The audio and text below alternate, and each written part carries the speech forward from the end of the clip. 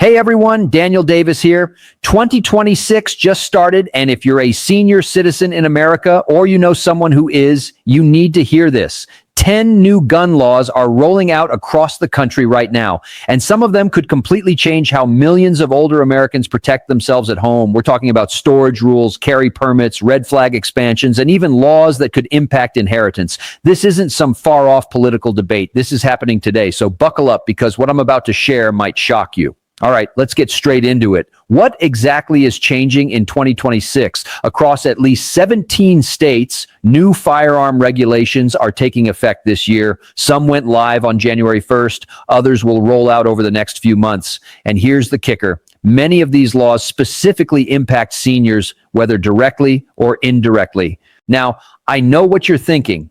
Daniel, why should I care? I've owned guns responsibly my whole life, and you're right to ask that question. But here's the reality. These aren't just tweaks to existing laws. These are fundamental shifts in how states regulate firearm ownership, storage, transfer, and even mental health evaluations. Let me break down the 10 biggest changes you need to know about. Law number 1, expanded safe storage requirements. Starting this year, California, Colorado, Washington, and Oregon have tightened their safe storage laws. If you live in one of these states and you own a firearm, you must store it in a locked container or with a trigger lock when it's not in your immediate possession. But here's where it gets tricky for seniors. If someone in your household, say a grandchild visiting for the weekend, accesses that firearm and something happens, you could face criminal liability. We're talking misdemeanor charges, fines up to $1,000, and in some cases, even jail time. Think about that. You've kept a revolver in your bedside drawer for 30 years, never had an issue. But now, if your teenage grandson finds it while you're napping, you could be held responsible. That's a massive shift in accountability. Law number 2, red flag law expansions. Red flag laws, also called extreme risk protection orders, are expanding in Maryland, Michigan, and Minnesota. These laws allow family members, law enforcement, or even healthcare providers to petition a court to temporarily remove firearms from someone deemed a risk to themselves or others. Now, here's the senior-specific concern. If you're dealing with depression, early stage dementia, or even just a bad day where you said something concerning to your doctor, someone could file a petition against you. And in many states, these orders can be issued without you even being present in court initially. I'm not saying these laws don't have good intentions, they do, but the potential for abuse or for well-meaning family members to overreach is real. And once your firearms are removed, getting them back can be a long, expensive legal battle.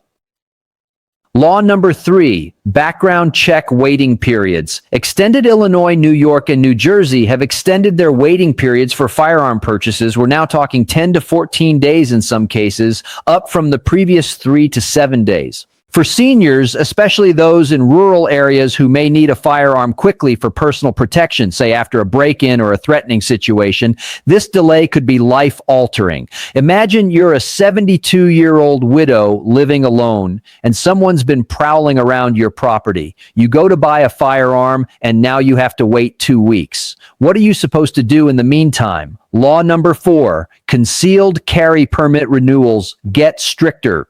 In Texas, Florida, and Arizona, traditionally pro-gun states, concealed carry permit renewals now require additional training and, in some cases, medical evaluations for seniors over 65. Now I get it. Safety training is important, but requiring a medical evaluation, that opens the door to subjective decision-making. What if your doctor thinks you're too old to carry, even though you're perfectly capable? What if you have arthritis, but you're still an excellent marksman? These are real questions seniors are asking right now. Law number 5, magazine capacity limits. Washington, New Mexico, and Hawaii have introduced or expanded magazine capacity limits, often capped at 10 rounds.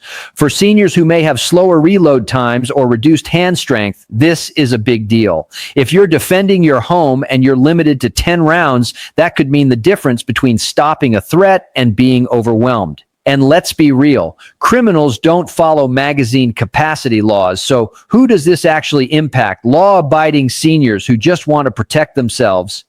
Law number 6, firearm inheritance and transfer rules. This one's huge, and a lot of people don't even know about it yet. Massachusetts, Connecticut, and Rhode Island have changed the rules around inheriting firearms. If your parent or spouse passes away and leaves you their firearm collection, you now have to go through a background check and registration process to legally take possession. In some states, you have as little as 60 days to complete this process, or the firearms must be surrendered to law enforcement or a licensed dealer. Imagine losing your husband of 50 years, and in the middle of grieving, you have to navigate complex legal paperwork just to keep his hunting rifles. It's bureaucratic, it's insensitive, and it's happening right now. Law number 7, may issue versus shall issue reversals. After the Supreme Court's Bruin decision in 2022, many states were forced to move from may issue to shall issue concealed carry systems. But now, New York, California, and Hawaii are pushing back with new restrictions that effectively make it harder to get permits, even under a shall issue framework. They're doing this by adding sensitive place restrictions, meaning you can't carry in parks, public transit, places of worship, or even private businesses unless they explicitly allow it. For seniors who want to carry for protection while running errands or attending church, this severely limits where they can legally be armed. Law number 8, assault weapon bans and senior exemptions. Illinois and Washington have passed new assault weapon bans, but here's the twist. Some of these laws include exemptions for current owners if you register your firearms within a certain time frame.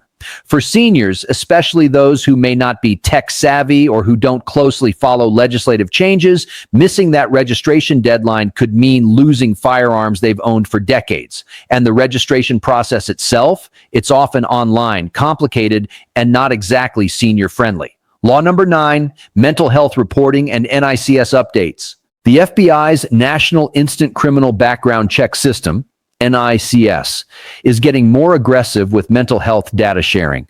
Pennsylvania, Ohio, and Virginia have passed laws requiring healthcare providers to report certain mental health conditions, including dementia, severe depression, and PTSD, to the NICS database.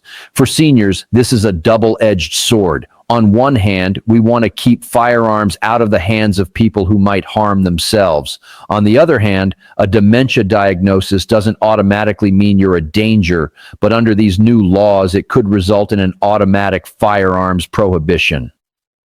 Law number 10, age-based restrictions and senior evaluations. And finally, the most controversial one, Delaware and Vermont are piloting programs that would require seniors over the age of 75 to undergo periodic evaluations to maintain their concealed carry permits. Let me be clear, this is age discrimination. We don't require 75-year-olds to retake their driver's license tests every year, even though driving is arguably more dangerous. So why are we singling out seniors when it comes to firearms? The stated goal is safety. The unspoken result, it stigmatizes older gun owners and creates barriers that don't exist for younger people. Okay, so that's a lot of information, but let's take a step back and ask the big question. Why does this matter? Here's the thing. Seniors are one of the most vulnerable populations in America. According to the FBI, people over 60 are twice as likely to be victims of home invasions compared to younger adults. They're also more likely to live alone, more likely to have limited mobility, and more likely to be targeted by criminals who assume they're easy marks. For many seniors, a firearm isn't a hobby. It's not a political statement. It's a lifeline. It's the difference between feeling safe in your own home and living in constant fear. But these new laws, they complicate that reality. Let's talk about safe storage laws. On paper, they make sense. We want to prevent accidents, especially involving children. But in practice, they create a dilemma for seniors who live alone. If you're required to keep your firearm locked in a safe, how quickly can you access it in an emergency? If someone breaks into your home at 2 a.m., are you going to fumble with a combination lock while an intruder is in your hallway? Now let's talk about red flag laws. Again, good intentions, but the potential for abuse is staggering. I've spoken with seniors who've had family members try to use these laws as leverage in inheritance disputes or family conflicts. Imagine your adult child who you haven't spoken to in years filing a petition claiming you're unstable just to get control of your estate. Far-fetched? It's already happening. And then there's the inheritance issue. Firearms have deep sentimental value for many families. That rifle your grandfather carried in World War II, that pistol your father taught you to shoot with, under these new laws, transferring those heirlooms could require background checks, waiting periods, and fees. And if you don't comply within the mandated time frame, those irreplaceable pieces of history could be confiscated. Here's the broader picture. These laws are creating a patchwork of regulations that vary wildly from state to state. If you're a senior who travels between states, say you winter in Florida and summer in Michigan, you could be breaking the law without even knowing it. And let's not ignore the financial burden. Background checks cost money. Training courses cost money. Legal fees, if you're contesting a red flag order, they cost serious money. For seniors on fixed incomes, these costs can be prohibitive. But perhaps the most troubling aspect is the erosion of autonomy. These laws send a message. We don't trust you to make decisions about your own safety. And for a generation that fought in wars, built this country, and raised families, that message is deeply insulting. Now, I don't want this to be just theory and speculation. Let me share some real-life examples of how these laws are already impacting seniors. Example number 1.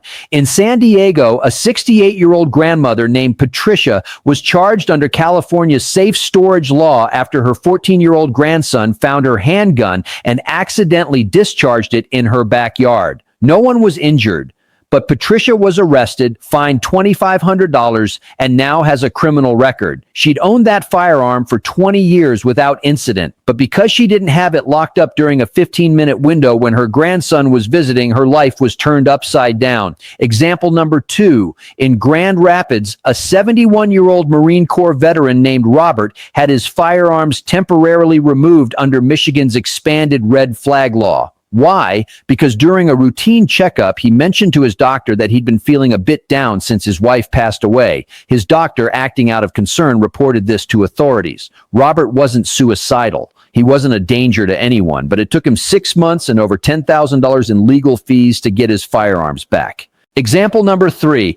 In rural Texas, a 74-year-old widow named Linda went to purchase a firearm after a series of break-ins in her area. She passed her background check, but due to the extended waiting period, she had to wait 10 days. During that waiting period, her home was broken into while she was asleep. She wasn't harmed, but the psychological trauma was immense. She told a local news station, "I felt helpless. I wanted to protect myself, but the law made me wait." Example number 4. In Chicago, a 79-year-old gun collector named Frank missed the registration deadline for Illinois' assault weapon ban. He didn't miss it because he was being defiant. He missed it because he was hospitalized with pneumonia and simply wasn't aware of the deadline. When he recovered, he contacted authorities to register his firearms, but he was told it was too late. He was given 30 days to surrender or sell his collection, firearms he'd been collecting for over 50 years. Example number 5. In Phoenix, a 66-year-old woman named Susan went to renew her concealed carry permit. Under the new rules, she was required to undergo a medical evaluation.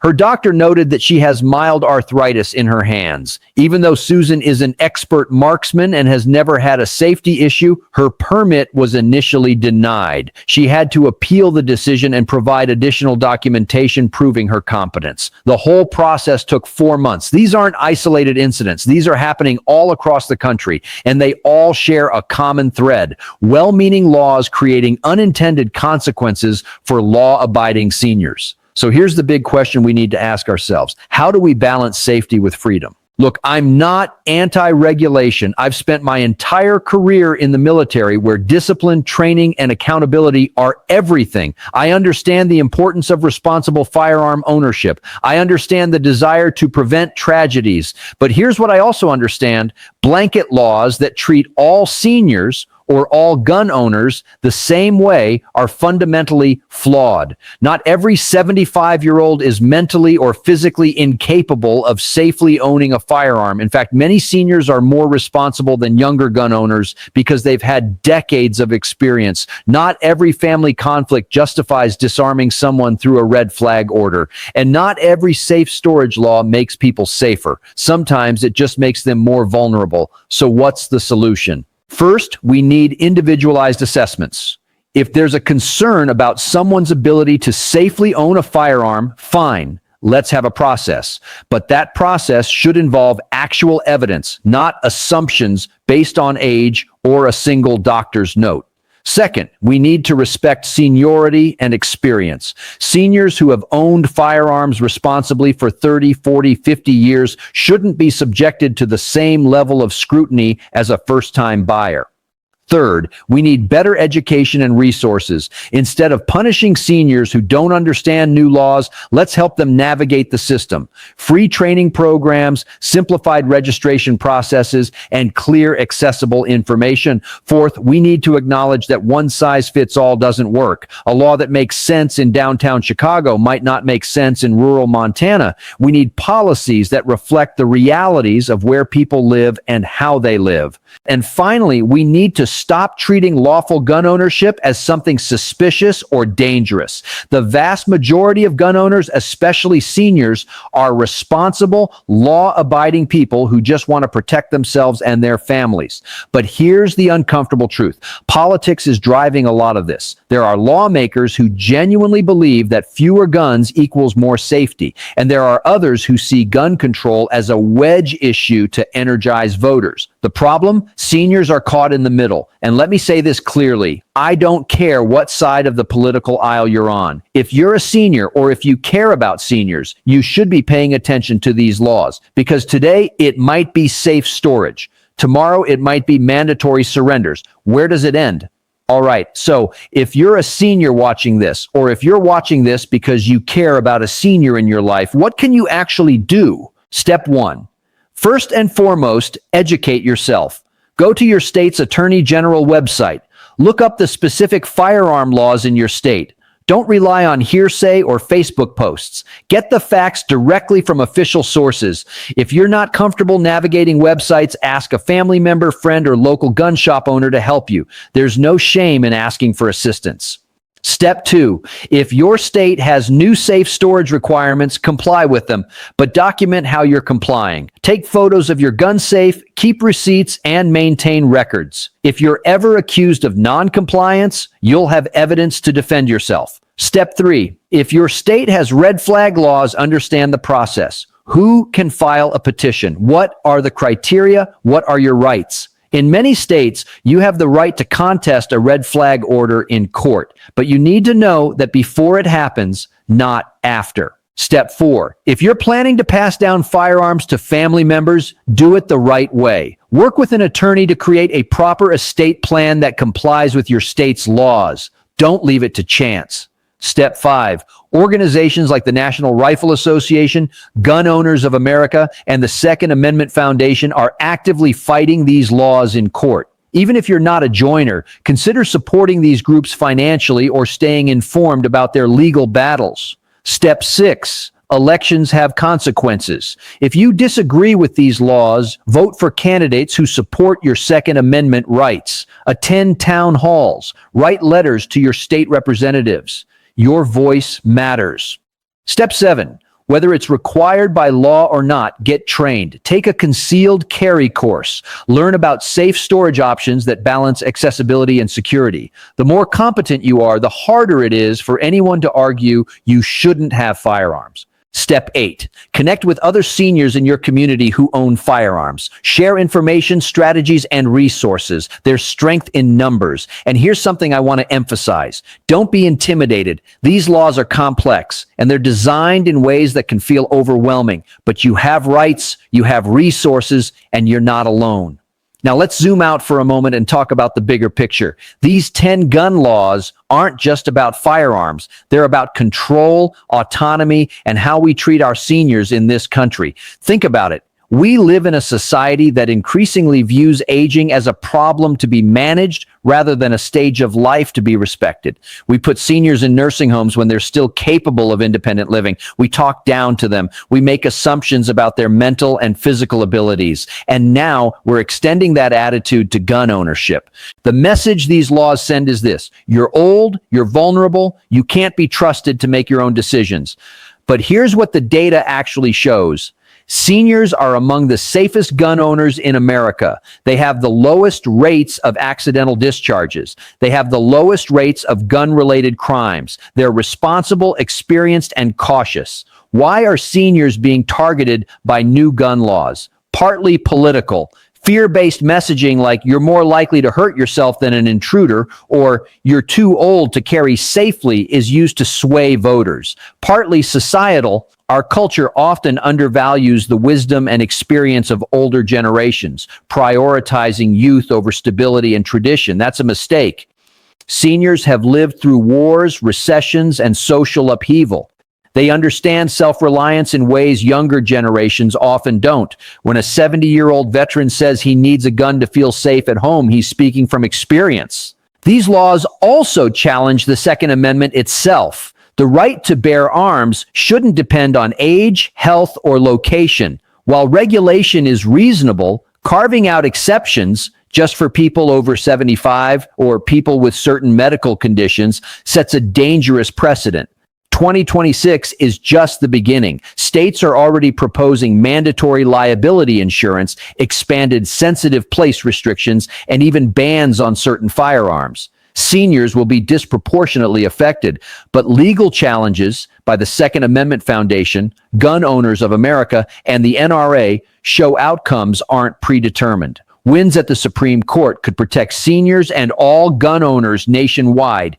Meanwhile, seniors can act, educate themselves, advocate, support organizations, and refuse the narrative that they are too old or frail to exercise their rights. Most gun owners support reasonable, evidence-based regulations, but disarming someone without due process is unacceptable. The key takeaway: you are not powerless. Share information, speak out, and defend your rights. This fight is about freedom, respect, and the ability to protect yourself and your loved ones. Stay informed, stay engaged, and don't give up.